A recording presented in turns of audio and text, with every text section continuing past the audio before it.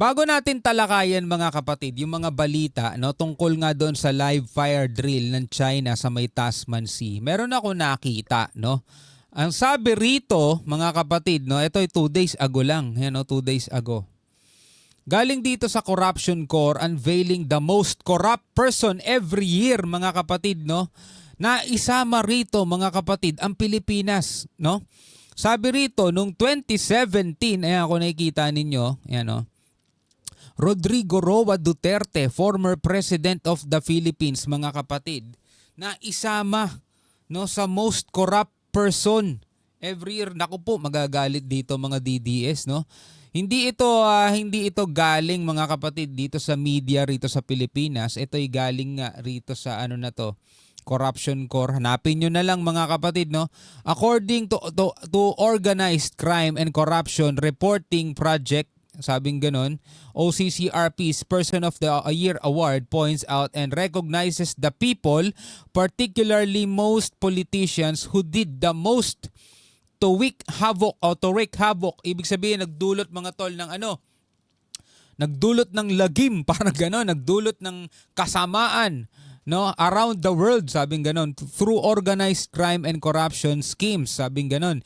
This started in 2012 where OCCRP aimed to promote accountability by putting corrupt people in the spotlight and their political movements that contributed to crime and corruption cases, mga tol. At dito nga sa listahan nila mula 2015 up to 2024 na isama sa listahan mga kapatid, itong may highlight oh. Yan, itong may highlight oh. 2017, Rodrigo Roa, former President of the Philippines. No? Ayan no? Dito sa gilid, mga kapatid, yan, in-highlight natin. No? Former President Rodrigo Duterte was named as the most corrupt person of the year, responsible for more than 1,000 extrajudicial killings and various violations of human rights. No? Magagalit dito mga DDS. Nako. According to the Organized Crime and Corruption Reporting Project, OCCRP's Person of the Year Award points out and recognizes the people, particularly most politicians who did the most to wreak havoc around the world through organized crime and corruption schemes. This started in 2012. Ito yung binasa natin kanina mga tol. No?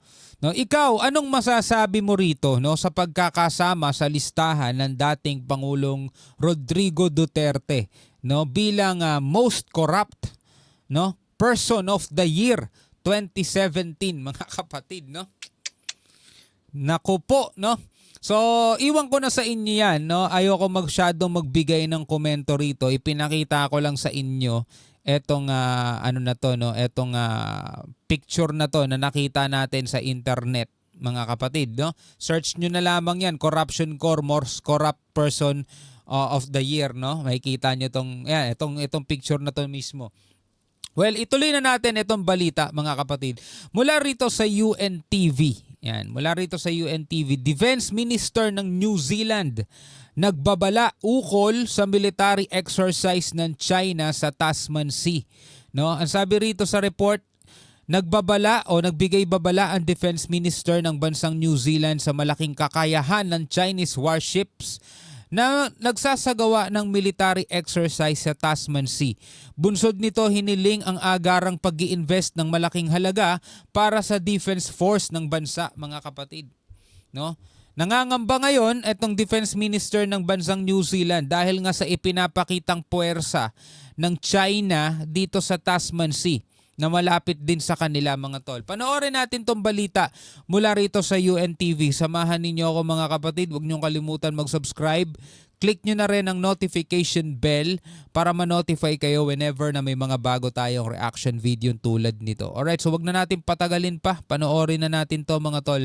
Nagbabala si Judith Collins, Defense Minister ng New Zealand, sa malakas na kakayahan ng mga barkong pandigma ng China na nagsasagawa ng military exercises sa Tasman Sea. Actually, pinag-uusapan na to mga tol sa buong daigdig, no?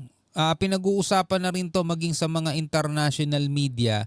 Siyempre, alam naman natin, nakatutok ang lahat sa China dahil sa kanilang mga pinagagagawa. Number one, hindi pagsunod sa international law. Pangalawa, hindi pagkilala doon sa UNCLOS, pagbabaliwala nila sa mga 200 nautical miles ng iba't ibang mga bansa, mga tol. Dahil nga doon sa kanilang inaangking 9-dash line o 10-dash line, halos 90%, no? 90% ng South China Sea ay kanila daw. Pribadong pag-aari nila, mga tol. At na napakaraming mga pagkakataon na mga hinaras nilang mga bansa. 'Di ba? Etong nakaraan nga 'di ba, pinakabagong balita, nagpalipad sila ng kanilang PLA Navy helicopter na kung saan ay umibabaw sa eroplano natin na nagdulot ng panganib dahil dun sa ginawa nila na pwedeng magkabanggaan at pwedeng maaksidente ang anumang panig sa ating dalawa, mga kapatid, no? Tapos ngayon, eto na. Nagbiyahe sila ng pagkalayo-layo mula sa China pababa ng Australia para magsagawa ng live fire drill sa Tasman Sea. Anong gusto nilang ipakita rito? Kamakailan lamang ay nagsagawa ng dalawang magkaibang live fire drills ang mga barko ng China, kung saan naging sanhi ito upang ma-divert ang ilang international flights. Ayon kay Nakaapekto pa sila ng mga international flights. Wu Qian, isang Defense Ministry spokesperson ng China, lahat ng kanilang ginagawa ay nasa ilalim ng international law at international practices. So ngayon, sinasabi nila, mga tol, legal ang kanilang ginagawa dahil ito naman daw ay naaayon sa international law. No? Napakahilig nilang gumamit ng mga ganitong salita kapag kapapabor sa kanila o kaya meron silang gustong pagtakpan. Pero kapag sila ang nanghaharas, mga kapatid, yung international law tila ba hindi nag-e-exist sa kanila? Subalit itinanggi ito ni Collins na nagsasabing kinakailangan ng China na magbigay ng notice sa loob ng 24 hanggang 48 oras bago magpaputok o magsagawa ng mga fire drill. Dagdag pa ni Collins, naglalaman ng lubhang may kakayahang armas ang mga nasabing barko. Mga warship yan eh. Kung saan isa sa mga Chinese warship ay naglalaman ng ballistic missile na maaaring umabot sa 1,000 kilometers. Isa umano itong paalala sa bansang New Zealand na kailangan ng agarang pagpapalakas sa depensa ng bansa sa pamamagitan ng pag-invest ng malaking halaga sa Defense Force ng New Zealand, lalo na sa lumalalang tensyon sa rehiyon. Patuloy namang minomonitor ng New Zealand at Australia ang paggalaw ng mga naturang barko sa China. Early Briones. Talagang nagpapakita ng puwersa ang China, no? Pinapakilala nila sarili nila sa buong mundo. Oh, beware of us, no? Pero eto, mga kapatid, sumagot ang China, no, dito. Mula naman dito sa Net25, ang sabi ng China, pinapalaki nyo lang yung issue eh. Pinapalaki nyo, simpleng naval drills lang yan eh. Diba? Pinapalaki masyado ng Australia saka New Zealand. Sabi nga rito sa report, mga tol, ayon kay Chinese Defense Ministry spokesperson Wu Qian, pinalalaki raw ng Australia ang issue hinggil sa live fire naval drills na isinagawa ng Beijing sa international waters sa pagitan ng Australia at New Zealand. No? So, panoorin natin to, mga tol. Sinabi naman ni Chinese Defense Ministry spokesperson Wang Qiyan na pinapalaki raw ng Australia ang issue tungkol sa live fire naval drills na ginawa ng Beijing sa international waters sa pagitan ng Australia at ng New Zealand. So dapat pala maging walang pakialam ang ang Australia at saka ang New Zealand, no? Dapat lang sila, chill lang kayo, 'di ba? Dapat ganoon, mga tol. Kahit na kung titignan mo, dito kami sa bansa, napakalayo namin sa South China Sea na pinag-aagawan ninyo, no? Anong ginagawa nyo rito sa Tasman Sea at dito nyo naisipan magpakawala ng mga missile ninyo? Ang lumalabas, mga tol, parang tina-target ng China itong Australia, no? Alam naman natin, mga kapatid, kabilang ang Australia sa mga nakakasama ng Pilipinas, mga kapatid. At kung naalala ninyo nitong nakaraan, 'di ba, nagkaroon ng Pilipinas, Australia, Japan at saka Amerika, mga kapatid, ng mga joint maritime patrol dito sa South China Sea.